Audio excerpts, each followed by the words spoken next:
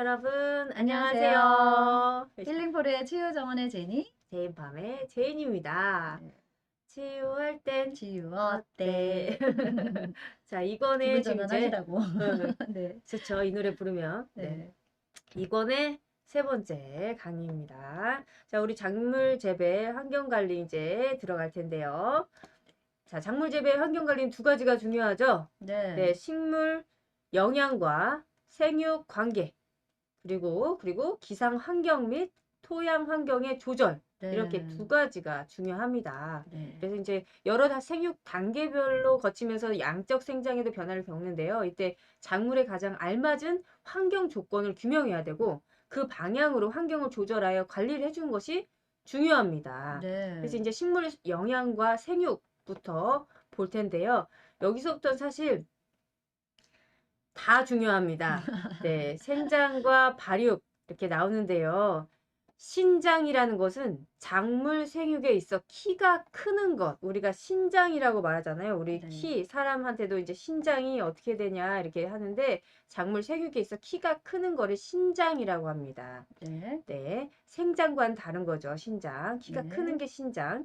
일반적으로 이제 생장은 잎이나 줄기, 뿌리와 같은 영양기관의 양적 증대를 의미하기도 하는데요. 협의로 해석했을 때는 영양기관의 이제 양적 증대인 영양생장과 다음 세대의 번식을 위해 양적 생장을 멈추고 꽃을 피우고 열매를 맺는 생식생장으로 이제 협의로 해석할 때 영양생장, 생식생장. 생식생장으로 나눌 수가 있고요. 네. 작물이 이제 아생, 분월, 화성, 둥숙 등의 과정을 통해서 체내에 질적 재조정 작용이 생기는 것을 발육이라고 합니다. 발육은 네. 뭐라고요? 발육은 우리 질적 재조정 작용이라고 합니다. 네, 근데 그 재조정 작용, 질적으로 뭔가 조정이 일어나서 작용을 한다는 거잖아요. 네, 근데 거기에 뭐 아생, 분월, 화성, 등숙 등이 나오는데 우리 교재에는 이제 화성이 나오죠.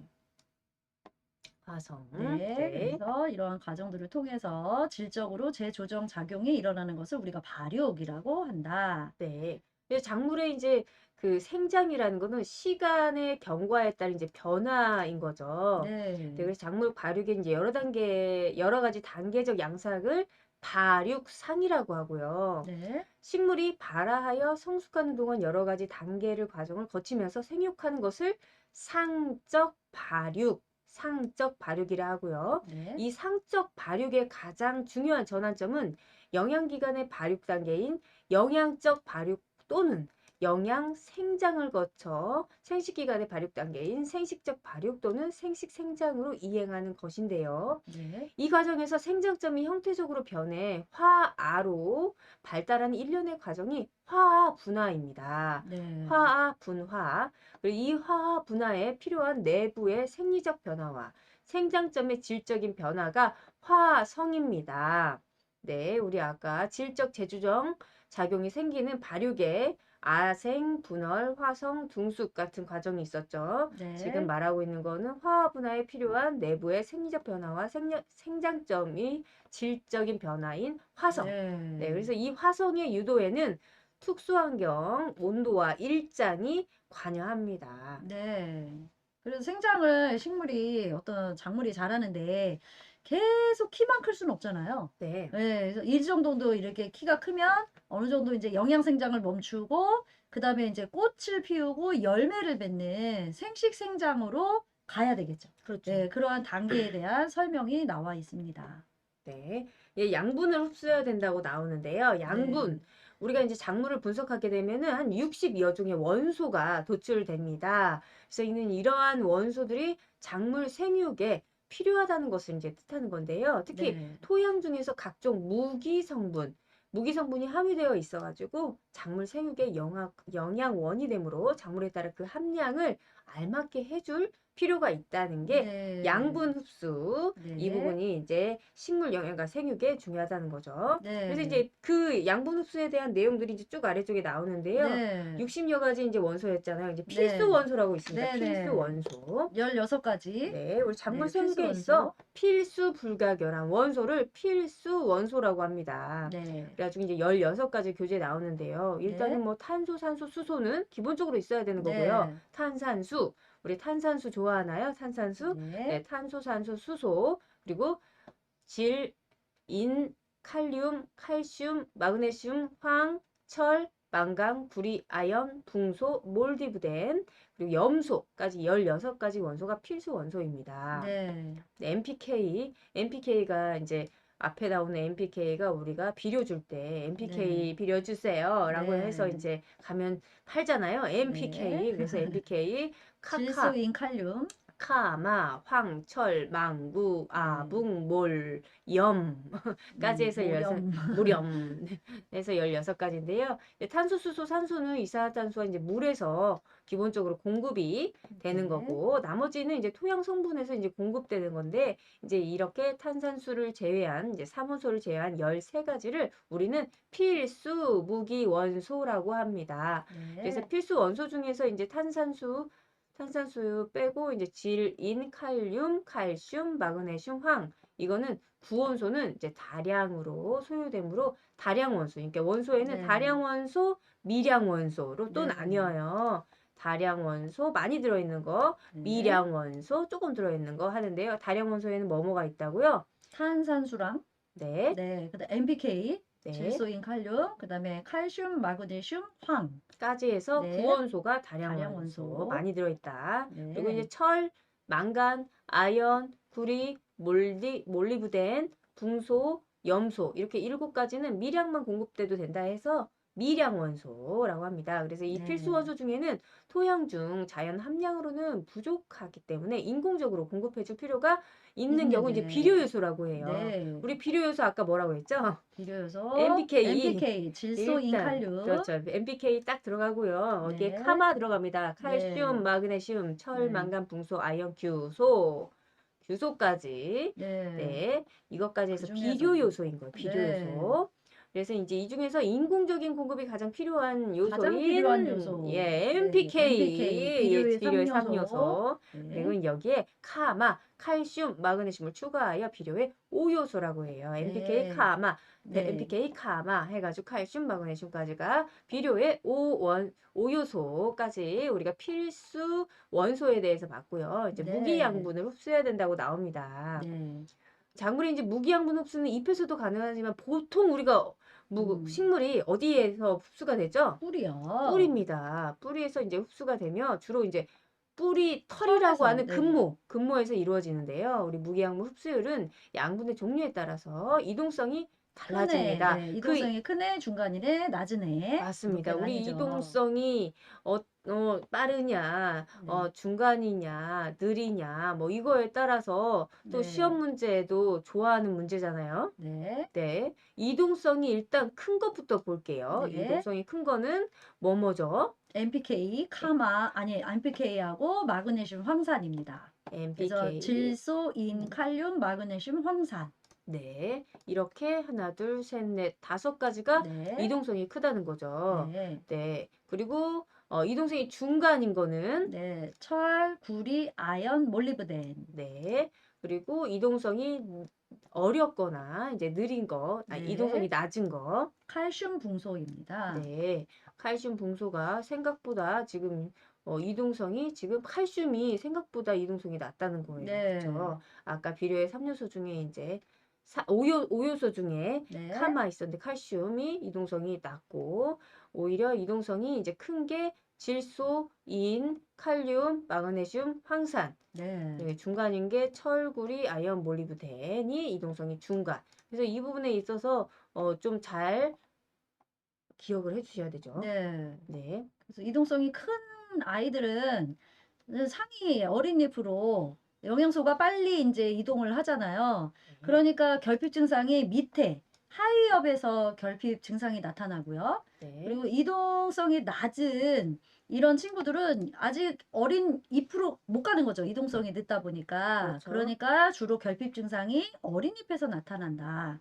네, 네. 이런 전 특징이니까 기억해 두시면 좋겠습니다. 네. 자, 무기형 결핍 증상에 대해서는 도표로 아주 잘 정리가 돼 있어요. 네. 네, 이제 표 1-10 해가지고서는 쭉 나오는데요.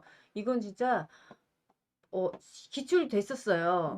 기출 네. 문제 여기서 기출됐거든요. 보셔야 됩니다. 계속 표를 많이 보셔야 돼요. 전 틀렸어요. 네.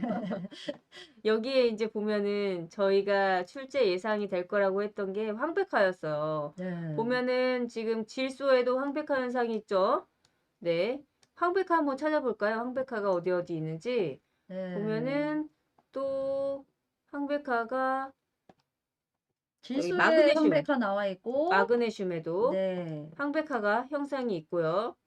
그리고 철에도 있습니다. 네. 철에도 황백화 현상이 있고요. 네. 그리고 망간에도 있어요. 망간도 망간에도 있고. 황백화가 있었고, 지금 아연에도 황백화가 있고, 그리고 불이에도 구리에도 있습니다. 있어요. 네. 구리에도 황백화가 있고, 그리고 몰리브덴. 몰리브덴이랑 염소에도 네, 다 있어요. 염소. 그래서 우리가 예상하기로는 다음 중 황백화 현상이 일어나지 않는 무기양분은 무엇인가요? 라고 해서 낼 줄 아는데 다른 문제로 나왔어요. 네. 다른 기억이 문제 잘 안 나요. 기억이 안 나요. 아무튼 났어요. 그래가지고 근데 네. 틀렸어요. 네, 그래서 하나 이거는 읽어보셔야 될 것 같습니다. 네. 어떻게 빠르게 한번 읽어볼게요. 읽어볼까요? 네. 그래도 이제 들으시는 분들이 계시니까, 네. 네, 한번 빠르게 읽어보겠습니다. 네. 무기양분 결핍 증상. 탄산수부터 나옵니다. 네. 탄소, 산소, 수소는 식물체 90에서 98%를 차지하며 엽록소의 구성 원소로 결핍 시 유기물 구성 억제입니다. 자, 질소, 엽록소, 단백질, 효소 등의 구성 원소로 결핍 시 하위엽에서 늙은 잎인 거죠. 하위엽에서 황백화 현상이 일어나고 화공류의 분어를 저해한다. 자, 인 들어갑니다. 세포핵, 분열조직, 효소 등의 구성 원소로 결핍 시 뿌리 발육 저해, 어린 잎이 암록색이 되고 둘레에 갈변이 생기며 심할 경우 황화하고 결실이 저해된다. 자, 칼륨 갑니다. 여러 효소 반응의 활성제로 작용하며 결핍 시 생장점이 말라 죽고 줄기가 약해지며 잎의 끝이나 둘레의 황화, 하위엽의 조기 낙엽 현상을 보여 결실이 저해. 칼슘 갑니다. 세포막 중간막의 구성 원소로 결핍 시 뿌리나 눈의 생장점이 붉게 변해 죽게 됨. 황 갑니다. 원형질과 식물체의 구성 원소로 결핍 시 엽록소 형성 억제, 질소 고정 능력 저하, 세포 분열 등이 억제. 자, 마그네슘 갑니다. 엽록소의 구성 원소로 결핍 시 황백화 현상, 종자 석숭 저해, 그 다음에 줄기나 뿌리의 생장점 발육 저해. 철 갑니다. 호흡 효소의 구성 원소로 결핍 시 어린 잎에서 황백화 현상이 나타나며 마그네슘과 함께 엽록소 형성 감소, 망간 갑니다. 여러 가지 효소 활성을 높이는 원소로 결핍 시 인맥에서 먼 부분이 황백화되며 화공류에서는 세로로 줄무늬가 생김. 붕소 갑니다. 촉매 또는 반응 조절 물질로 작용하는 원소로 결핍 시 분열 조직 괴사 발생, 체종 재배 시 수정, 결실, 나빠짐, 콩과 작물의 근류 형성 및 질소 고정 저해, 사탕무의 속 썩은병, 순무의 갈색 속 썩은병, 사과의 축과병 등을 유발. 아연 갑니다. 효소의 촉매 또는 반응 조절 물질로 작용하는 원소로 결핍 시 황백화, 괴사, 조기 낙엽 등을 초래. 구리 갑니다. 산화효소의 구성 원소로 결핍 시 단백질 형성 저해되며 잎 끝에 황백화 현상이 나타나 고사. 몰리브덴 갑니다. 질산 환원효소의 구성 원소로 결핍 시 잎의 황백화, 모자이크병 유사 증세, 콩과 작물의 질소 고정 능력 저해 초래. 염소 갑니다. 광합성 작용과 물의 광분해 촉매 작용을 하는 원소로 결핍 시 어린 잎이 황백화되고 전 식물체의 위조 현상 나타남. 끝입니다. 전 식물의 위조 현상이 나타나는 네. 거는 염소. 그러니까 이게 황이랑 질소가 좀 연결이 돼 있네요. 이제 네. 그 황 같은 경우 이제 부족하게 되면은 질소 고정 능력이 저하돼서 같이 이제 질소만 넣었다 하면 되는 게 아니라 황도 같이 어느 정도 넣어줘야 된다는 거. 이런 네. 이렇게 무기양국의 결핍 증상은 계속 반복해서 한번 보셔야 될 것 같습니다. 네. 그럼 이제 두 번째로 이제 환경 조절 관리 이제 들어갑니다. 네. 환경을 조절을 해줘야 되는데요. 환경 이제 네. 작물 재배를 위해서는 환경 이제 온도라든지 광선, 공기 이 세 가지 영역으로 이제 구분을 할 수 있습니다. 네. 온도, 광, 네. 공기 이렇게 세 네. 가지 영역으로 구분을 해가지고요. 공기 환경에서 이제 공중 습도, 탄산가스 이제 분포라든지 바람 같은 것들을 포함할 수 있는데요. 이제 일단 온도부터 보도록 하겠습니다. 이제 네. 온도 환경을 조절해줘야 되는데 작물은 일단은 온도의 영향을 받고 네. 작물은 이제 생육 저온이고 저온까지는 온도가 상승함에 따라 이제 작물의 생리대사가 빠르게 증가하면서 저온 이상의 고온에서는 온도 상승에 따른 반응 속도가 이제 감소합니다. 네. 또한 이제 작물별로 생육 저온이 아주 다르기 때문에 이를 고려하여 계절별로 작물을 재배하거나 생육이 가능한 온도를 조절하여 관리해야 된다는 이런 부분이 있는 거죠. 네. 그래서 이제 온도와 이제 작물의 대사작용에 있어서 우리가 네 가지가 나와요. 네.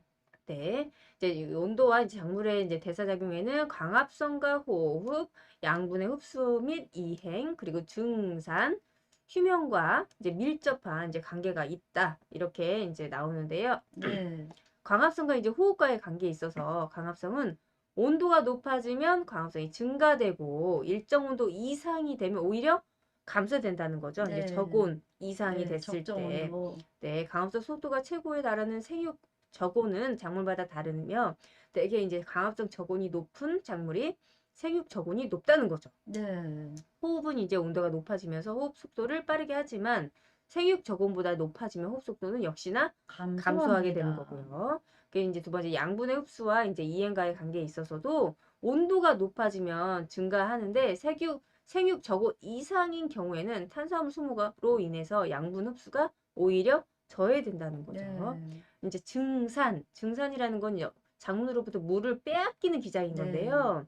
증산 이제 날아가는 거죠. 이제 온도가 네. 높아지면 작물의 증산량을 증가시키고 체온을 낮춰주는 역할을 하기도 합니다. 네. 그리고 이제 휴면과의 관계에서는 온대 지역의 이제 식물의 잎, 눈, 그러니까 잎눈, 그러니까 또는 이제 꽃눈과 같은 종자는 온도가 낮아지는 이제 겨울철에 생장이 일시 정지하는 휴면 기작을 가지고 네. 있습니다. 그래서 반면에 열대 지역과 같이 이제 기온이 높은 지역의 작물은 휴면이 없거나 휴면의 깊이가 매우 낮다고 볼 수 있는 거죠. 이제 네. 이게 지금 온도와 작물의 이제 대사작용이 나온 거고요. 작물별로 유효 온도가 이제 밑에 표로 나옵니다. 네. 네, 이제 작물의 주요 온도 해가지고 나오는데요. 최저 온도, 최적 온도, 최고 온도. 이제 이렇게 해가지고 도표를 확인을 하셔야 돼요. 이제 최고 여름 작물 같은 경우는 최고 온도가 40에서 50도까지도 50도까지도. 최고 온도로 해서 설정이 네. 되어져 있죠. 네, 그리고 겨울 작물 같은 경우는 이제 최저 온도가 1에서 5도로 가장 낮고요. 네.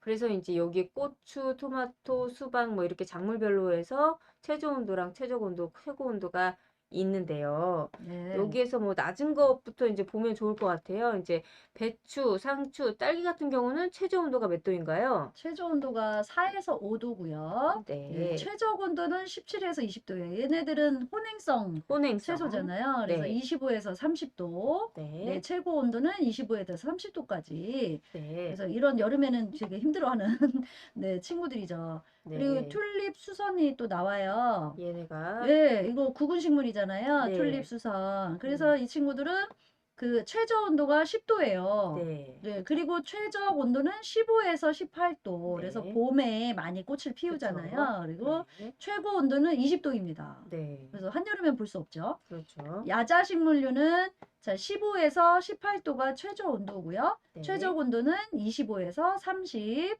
네. 최고 온도는 35에서 40. 네. 네. 선인장류, 뜨거운 네. 데서 그래도 잘 자라는 식물이잖아요. 네. 최저 온도가 10에서 15, 최적 온도는 30, 최고 온도는 50입니다. 네. 예, 열대 식물류 나오죠. 열대 식물류 최저 10, 최적 25, 최고 30입니다.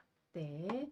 한 김에 이제 고추, 토마토, 수박은 네. 최저 온도가 10에서 15지만 최적 최저 온도는 온도는 25, 25. 최고 온도는 35까지 네. 된다. 겨울 작물이 약간 이제 좀 약간 아이러니하게도 최고 온도가 30에서 40이에요. 네. 최고 온도, 겨울 작물도 30에서 40도까지 최고 버틸 온도로 수 버틸 수 있네요. 있다는 거죠. 그래서 이제 변온 관리라고 해서요. 우리는 변하는 온도에 대한 관리가 필요합니다. 네. 작물이 이제 주야 간의 기온 차에 따라서 생육 저군이 상이하기 때문에 이에 대한 변온 관리가 이루어져야지만 된다는 건데요. 주간에는 저군이 높고 야간에는 상대적으로 낮아요. 네. 주간에는 이제 저온에서 활발하게 강합성이 이루어지도록 관리하고 야간은 비교적 저온에서 호흡이 억제될 수 있도록 온도를 관리하는 것이 좋다. 네. 노지의 기온은 이제 주야간 온도차가 있으므로 이제 생육조기에 재배하게 되면 밤과 낮의 온도가 이제 조절이 되는 거고요. 네. 네, 그다음 이제 광 나옵니다. 네. 광. 방금 햇빛. 온도 네. 했으니까 광 나오는 거예요. 네. 네, 아까 이제 환경에 있어서 온도랑 광이랑 동기인가요? 네, 이렇게 세 가지 네. 영역 봐야 되니까요. 두 번째 이제 광환경 조절합니다. 네. 광환경은 이제 작물의 광합성과 화학 분화, 화색 발현, 종자 발화 등에 관여하지만 이제 한편으로는 온도 환경을 조절하여 작물의 여러 가지 생육에 영향을 미칩니다. 이제 또한 작물별로 광 포화점이나 적응성이 다르기 때문에 이를 고려해서 작물을 재배하거나 생육이 가능한 광환경을 조절 관리해야 된다는 거죠.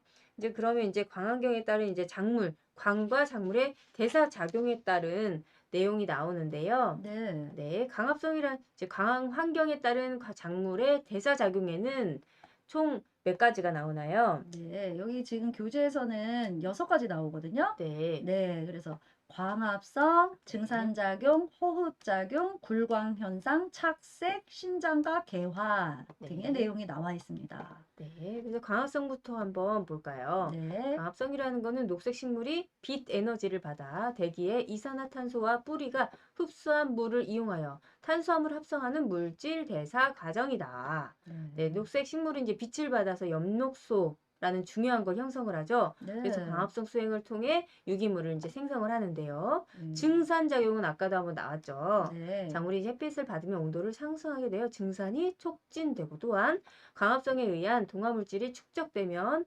공변세포의 삼투압이 높아짐에 따라 물의 흡수가 촉진되며 기공이 열려서 증산작용이 증가한다. 이제 네. 그리고 또 호흡작용이 나오죠. 네, 네. 빛은 이제 광합성으로 호흡기질을 합성하여 호흡을 증대시킨다. 그래서 벼, 담배 같은 이제 C3 식물은 빛에 의해 직접적으로 호흡을 촉진되는 광호흡의 존재가 인정되고 있다. 이제 네. 굴광현상이라고 나옵니다. 네. 굴광현상. 식물의 네. 한쪽의 빛을 조사하면 조사된 쪽에 옥신의 농도가 낮아지고 반대쪽이 높아진 현상이 발생한다. 이때 옥신의 농도가 높은 쪽의 생장 속도가 빨라져 식물체가 구부러지는 현상을 굴광성이라고 합니다. 네. 네, 그 착색 나옵니다. 이제 빛이 없을 경우 엽록소 형성이 저해가 되겠죠. 이럴 때 네. 다망색 색소인 에티올린이 형성됨에 따라 황백화 현상이 유발된다. 아까 네.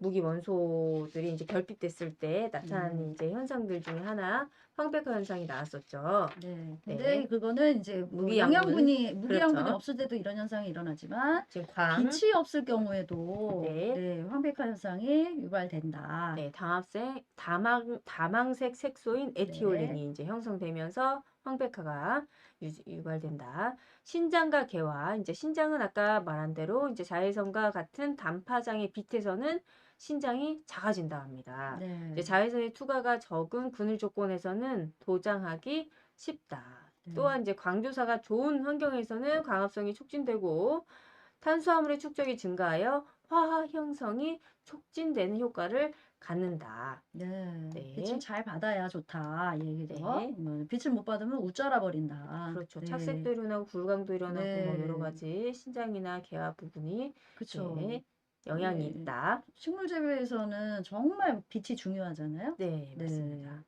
그럼 이제 그 작물별로 이제 광의 어떤 그 생육 강도라는 게 있을 거 아니에요? 네. 네, 이제 종류에 따라서 광 포화점이 다르고 다르다. 이를 기준으로 이제 양지 식물 네. 그리고 음지 식물로 이제 구분을 네. 하는데요. 이제 음지 식물의 양지는 빛을 경우는 좋아하는 그쵸. 애들. 네. 네, 음지는 과채류. 빛을 덜 줘도 된다. 네. 네네. 그러면 네. 양지 식물에는 어떤 게 있죠? 과채류, 이제 네. 밥과 콩과 가지과 딸기, 그리고 양배추, 배추, 결구상추, 무, 당근, 양파, 옥수수, 고구마, 감자마 같은 것들이 네. 양지식물이고요. 음지식물에는 비결구성 잎채소, 이제 결구라는 게 이제 잎이 이렇게 오므려지는 거, 배추처럼 오므려지는 거를 이제 결구가 된다고 하는데요. 음지식물은 네. 이제 비결구성, 이 오므라지지 않아도 되는, 아까 위에 이제 나와 있는 양지식물에 배추 나와 있잖아요. 네. 양배추라든지 배추는 이제 결구하는 겁니다. 근데 네. 음지식물의 비결구성 잎채소, 마늘, 생강, 파, 부추, 토란, 토당귀, 아스파라거스, 머위 등 아까 이제 아스파라거스가 아까 분주인가요? 분주에서 나왔었죠. 네, 네. 머위 등이 음지식물에 해당된다.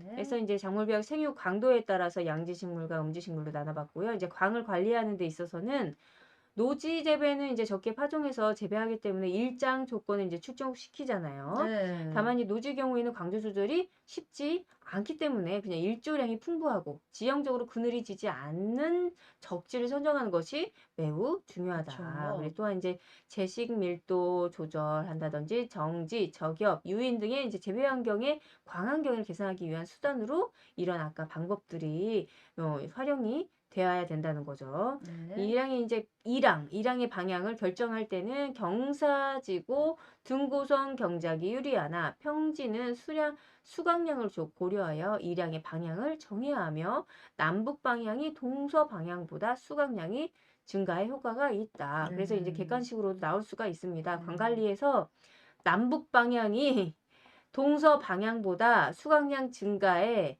효과가 없다. 이러면 이제 틀린 거죠. 그래서 네. 관관리에 있어서 그래서 비닐하우스를 남북 음, 방향으로 많이 짓나 봐요. 그래서 이제 그런 이유가 광 때문에 관관리 음. 때문에 이렇게 남북 방향으로 짓는 겁니다.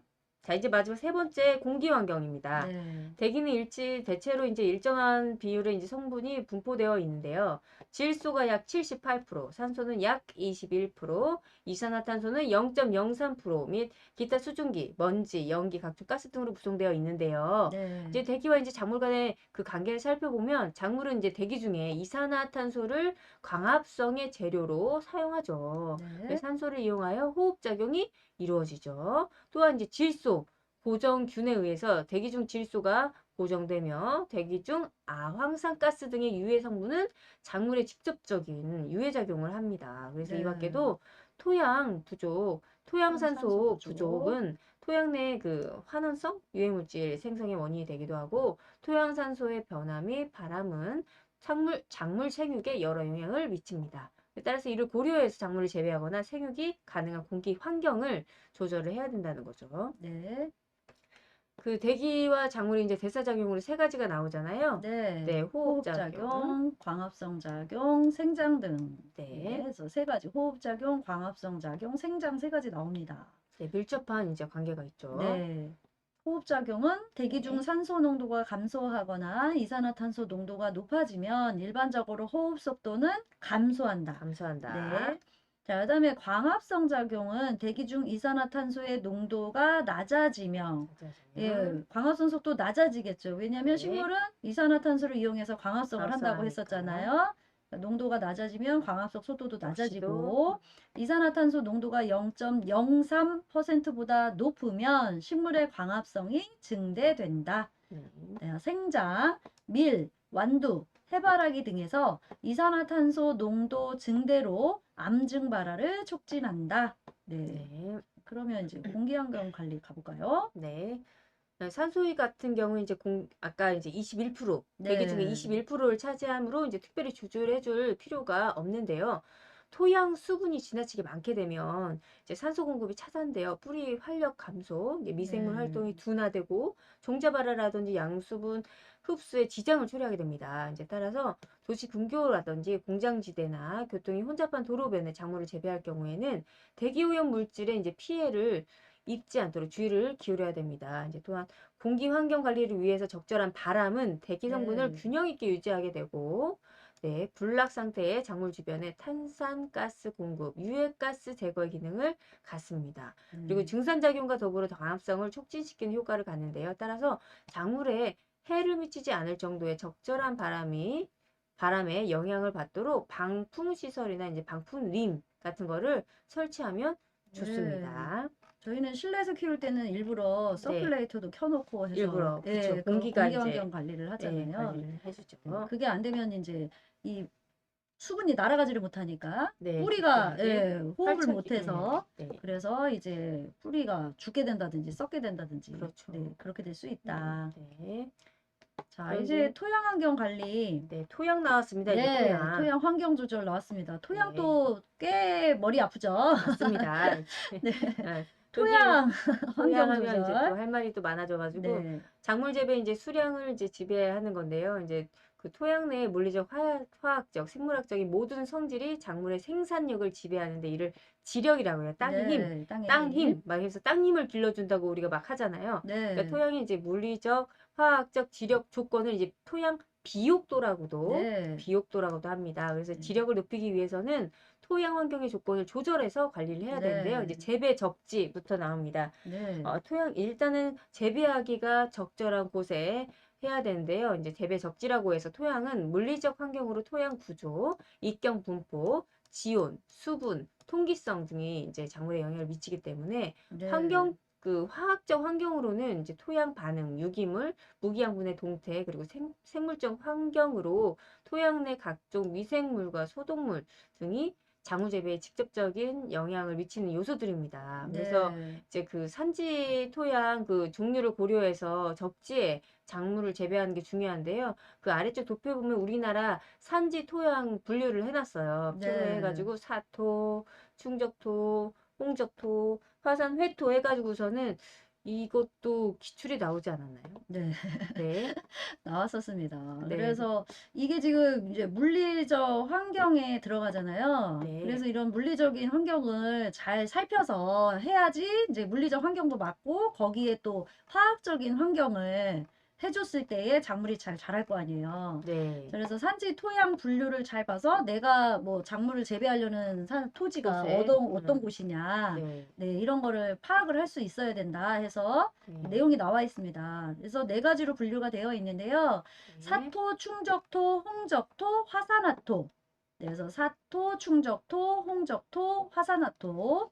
자, 사토부터 보겠습니다. 그래서 모래사자죠. 네, 그래서 사토는 강변이나 해안에 있는 모래 땅으로 경작을 통해 표토가 부식되고 점토가 다수 함유되어 있으나 쉼토는 자갈이 섞인 모래가 대부분이다.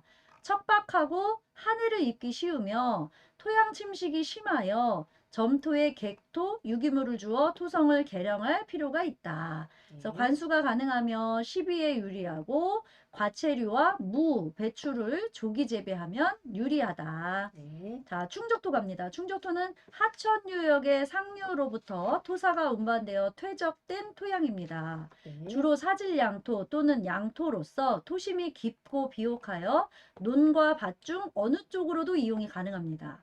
그래서 무, 당근, 우엉 등의 근체류를 많이 재배할 수 있다. 자, 홍적토는요, 남부 구릉지 등에 많이 분포된 토양으로 오랜 세월 염기가 용탈되어 산성을 띠는 경우가 많고 유기물이 부족하며 척박한 점질토가 대부분이다. 배수성을 높이고 유기물을 많이 사용함으로써 토양을 개선하여 조선무와 당근 체류를 재배할 수가 있다. 화산화토는 흙이 가볍고 배수가 양호하며 알루미늄 함량이 높다고 합니다. 그래서 무, 당근, 우엉과 같은 근체류 재배에 적당함이라고 되어 있습니다. 그래서 주로 나오는 거 보면요. 이 산지토양 분류에 근체류들이 거의 많이 나왔죠. 근체류, 네. 네, 그래서 좀 과체류 뭐 무, 배추, 조기 재배하면 유리하다. 사토, 충적토도 무, 당근, 우엉 등의 근체류를 많이 재배할 수 있다. 홍적토 여기도 조선무 당근 체류 나오고 화산화토 무, 당근, 우엉과 같은 근체류 재배에 적당하다. 네, 네. 그래서 근체류를 많이 예를 들어서 세부 내용에 나와 있습니다. 네, 지금 이제 산지 토양의 이제 우리나라 이제 분류를 네, 사충홍화해서 사토, 충적토, 홍적토, 화산, 회토 이렇게 분류했고요. 네, 토양은 이제 작물의 생육에 있어서 이제 물리적 환경이라든지 화학적 환경에 따라서 이제 관계가 있습니다. 네, 네, 그래서 그 작물 생육에 이제 영향을 미치는데요. 우선 토양의 물리적 환경과 생육 간의 관계에 있어서는 토성과 토양 구조, 토양 수분과 통기성, 그리고 토양 온도가 작물 생육에 영향을 미치고 토양의 화학적 환경과 생육 간의 관계에 있어서 토양 반응 및 염류 직접이 네. 작물 생육에 영향을 이제 미칩니다. 그래서 우선은 토양의 이제 물리적 환경의 작물 생육을 보면은요, 그 관계에 있어서 총 세 가지로 나뉘는데요. 네. 토성과 토양 구조, 음. 이제 토양 수분과 통기성, 그리고 토양 온도, 이제 물리적이라는 거죠. 네. 물리적인 환경과 작물 생육 간의 관계에 있어서 토성과 토양 구조는 토양 입자는 입경 크기에 따라서 자갈, 모래, 점토로 구분하며 이를 분포 비율을 이제 토성이라고 합니다. 어느 네. 정도 분포가 되었는지 자갈, 모래, 점토 이런 것들이 분포 비율을 토성이라고 하는데 그 네. 토성은 점토 함량에 따라서 사토 그러니까 12.5% 이하, 양토 25%, 식토 50% 이상으로 구분하며 그 중간 것을 사양토 및 식양토라고 합니다. 네. 토성에 이제 따른 작물의 생육 반응으로서 사질 토양에는 생육이 빠른 대신 쉽게 노화하며 네. 생산물은 조직이 침몰하지 못하고 저장 기간의 저장성이 약한 반면 식질 토양에서 생육 속도가 느린 대신 노화가 늦고 생산물의 조직이 치밀하여 저장성이 커집니다. 그게 네. 이제 토양과 이제 토성과 이제 토양 구조를 말했고요. 네. 토양 수분과 통기성을 보면은 토양의 삼상이라고 하죠. 삼상. 네. 고상, 액상, 기상에서 이제 고상을 제외한 나머지 입자와 입자 사이에 형성되는 토양 공극에는 그 물과 공기가 분포하게 되어 있습니다. 네. 그 토양 수분이 알맞아야 작물의 생육이 좋으며 토양 수분이 부족하게 되면 한해가 나타나고 과다할 경우에는 습해, 수해가 발생합니다. 네. 토양 수분과 통기성이 중요하다. 네. 토양 온도 세 번째. 토양 온도는 지상부의 생육 저온보다 낮고 적지온의 폭이 좁아서 대체로 15에서 20도의 범위입니다. 토양 온도의 15에서 20도의 20도. 범위. 작물의 이제 적지온은 종류, 품종 및 대목에 따라 상이하지만 생리적으로는 15도 이상이 요구되며 20도 부근에서 양 수분 흡수가 가장 좋다. 그래서 토양 네. 온도 나오고요. 지온이 낮으면 호흡이 저하되어 작물의 뿌리 생장과 기능이 억제됩니다. 지온이 이제 네. 낮을 때는 호흡이 이제 저하됩니다. 노지에서는 저온기에 흰색, 투명 멀칭, 고온기에는 즙이나 반사필름을 이용한 멀칭으로 지온 조절이 가능하다. 네. 네, 네. 저온기에는 흰색 또는 투명한 멀칭을 하고 고온기에는 즙이나 반사필름을 그쵸. 이용한다. 뭐 이렇게 해서 토양 온도, 생육간의 이제 물리적인 환경이 중요하다.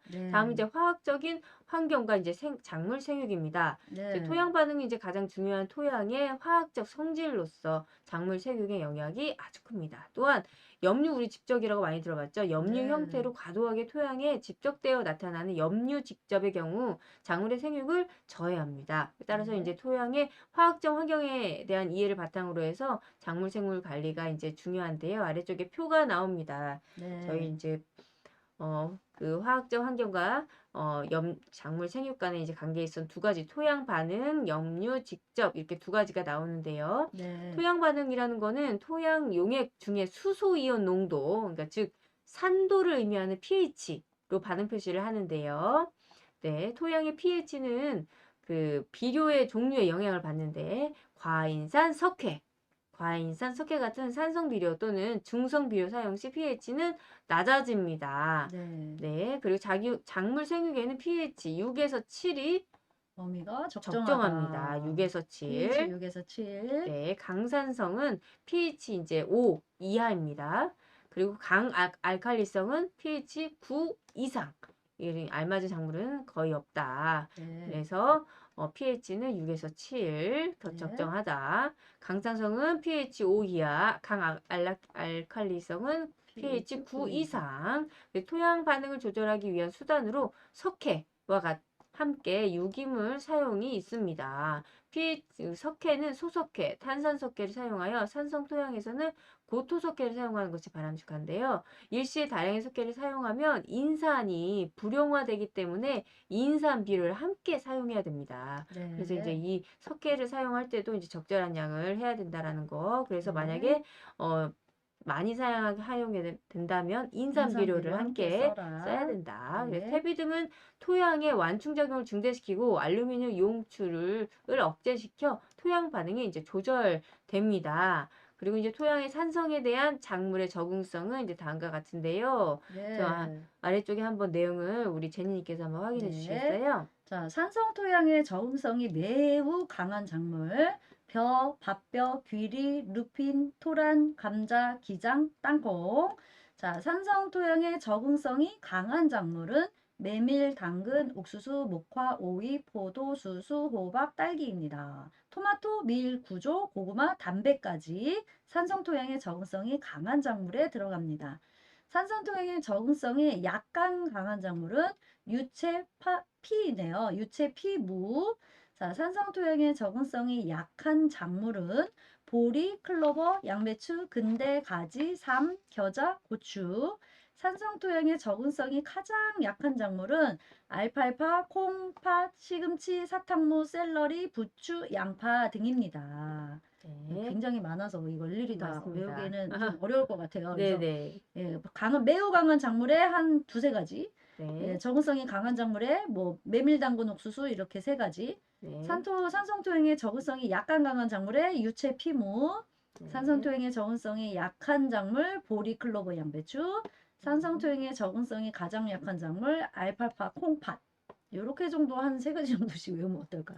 제이님 다 네. 외우실 수 있나요? 다 외우진 못합니다. 느낌으로 이제 해야 될 것 같습니다. 네. 네. 자, 염류지쪽 나오네요. 염류직접은 이제 이것도 이제 계속 나오는 부분인데요. 작물 네. 재배 지대의 이제 토양에서 염류가 표층에 집적되어 여러 피해가 발생하는 건데요. 네. 토양 수분이 적고 이제 산성 토양일수록 이제 염류직접 심하게 증상이 심하게 나타난다. 나타나고 그 원인에 있어서는 다비 재배, 네, 비료를 이제 이걸 너무 너무 많이 과하게 네. 다비 재배 그리고 토양 개량제 및 개분 등의 이제 연용 등이 이 토양 개분을 계량제랑 개분이랑 이렇게 개분 같이 이제 써서 닭게자, 네, 네. 닭의 똥입니다. 개분을 네. 연용해서 이제 같이 연달아서 썼다. 이 네. 염류 농도가 이제 높아지면 삼투압에 의해서 양분 흡수 및 식물 생육이 억제됩니다.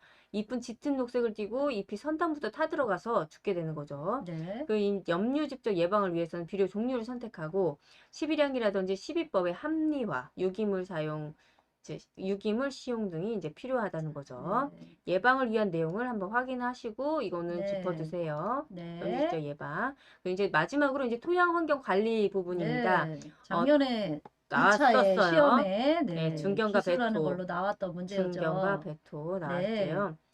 네, 이게 이제 실질적으로 최상의 토양 환경을 조성하기 위해선 정말 필요합니다. 지금 네. 우리가 농업을 하게 된다면 치유 농업을 하는 농업사라면은 치유 농업을 해야 되잖아요. 네. 농업에서는 이 세 가지가 되게 중요합니다. 경운과 네. 정지, 중경, 배토, 관수 이렇게 세 가지가 정말 중요한데요. 네. 경운이라는 건 뭐냐면요. 딱딱한 이제 굳은 땅을 갈아 엎는다는 겁니다. 네. 정지라는 거는 우리 경운을 한 다음에 흙덩이를 네. 잘게 부수고 작물에 따라 적당한 크기의 이랑을 만드는 과정이 네. 정지입니다. 경우는 우리가 로타리 친다라고 로타리 흔히 친다고. 예. 얘기하는 네, 로타리를 거죠. 지금 막 네. 쳐버리고 굳은 네. 땅을 갈아 엎어가지고 너무 깊게 또 갈아 엎으면 안 되고 그 적당한 센치가 있어요. 네. 그래서 갈아 엎는데 정지는 이랑을 적당한 흙덩이를 잘게 부수고 작물에 따라 적당한 크기의 이랑을 만드는 과정. 네. 이랑. 네. 그리고 작물 재배 시 단압이라든지 빈번한 간수로 인해서 물리적 성질이 나빠지거나 염류 장애를 등을 개선하기 위해서 경운이 중요합니다. 네. 경운 시 땅을 깊게 파서 갈아주는 것이 좋은데 경운 후에는 흙덩이를 부수고 적절히 구획한 후 배수로를 만들고 이랑을 만들어 관리하는 것이 좋다. 네. 이랑 조성은 배수를 좋게 하고 파종이나 제초, 소금 등의 작업을 편리하게 하는 장점이 있습니다. 네, 네. 중경배토 들어가겠습니다. 네. 중경이라는 건 경작지 표면을 가볍게 긁어주는 것. 이거 네. 개념 쓰고 표가 서술해야 쓰라는 됐어요. 거였었어요. 중경과 배토의 정의와 네. 효과에 대해 쓰는 거였어요. 경작지 표면을 가볍게 긁어 파주는 것이며 이를 통해 표토의 경화를 막아 토양의 통기성을 증진하고 관수 침투의 용이성 향상의 효과가 있다. 그리고 네. 배토라는 것은 작물 재배 시 경작지 표면의 흙을 그루 주변에 모아주는 것, 그루 네. 주변에 모아주는 것 이렇게 쓸어주는 거죠. 이렇게 음. 배토는 복주기. 그래서 갑초 또는 도복 방지, 방풍 대책, 맹아 억제, 추비 복토 목적으로 실시한다라고 배토의 효과까지 이렇게 쓰셔야 되고요. 관수는 말 그대로 이제 물 주는 거죠. 적정 토양 수분을 유지하기 위해 경작지에 수분을 공급하는 것을 의미한다. 네. 관수 방법이 있습니다. 관수 네. 방법에는 점적 관수, 전면 관수, 고란 관수, 살수 관수 등 다양한 방법이 있는데요. 이 중 점적 관수가 많이 쓰이고 있어요. 네. 물을 절약할 수 있을 뿐만 아니라 관수에 의한 표토 유실 및 경화를 막을 수 있는 효과가 있다. 또한 자동화되어서 편리하기 때문에 관수 방법 중에 광범위하게 이용되고 있는 게 관수입니다. 네. 자, 우리 이렇게 자, 우리 치유노 식물자원 소재의 특성 들어가기 전까지 우리가 마무리했습니다. 살펴봤습니다. 자, 어떻게 도움이 되시나요?